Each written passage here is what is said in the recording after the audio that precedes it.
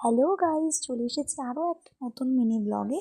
দিনটা হচ্ছে অক্ষয় তৃতীয়ার দিন সকালবেলা। দেখতেই পাচ্ছ আকাশে কত মেঘ জমেছে। তার পরক্ষণের মধ্যেই বিশাল মুষলধারে বৃষ্টি।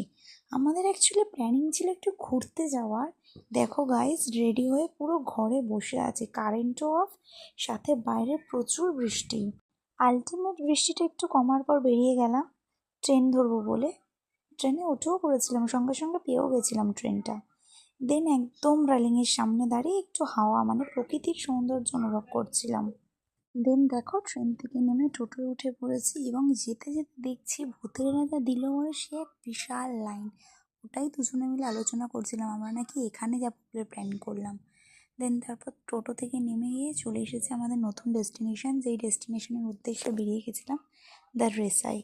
রেস্টুরেন্টটা বেশ সুন্দর, ভালোই, ছোটোর মধ্যে অ্যাম্বিয়েন্সটাও বিশাল সুন্দর, আমাদের দুজনের জন্য একদম অ্যাপ্রোপ্রিয়েট ছিল। দেন মেনু কার্ডটা চেক করছিলাম, আমরা বেসিক্যালি একটা চিকেন থালি অর্ডার দিয়েছিলাম। দেন যতক্ষণ না খাবার আসছিল দেখো একটু ঢং করছিলাম, ফটো তুলছিলাম। দেন চলে এসেছে আমাদের খাবার। ভীষণ খেতে পেয়েছিলো গাইস দুপুরবেলা, সকাল থেকে খালি পেট ছিল। যখন খাবার এসছে আমি আর কোনো দিকে তাকাইনি, দেখতেই পাচ্ছ আমি এখন মন দিয়ে খাবার খাচ্ছিলাম।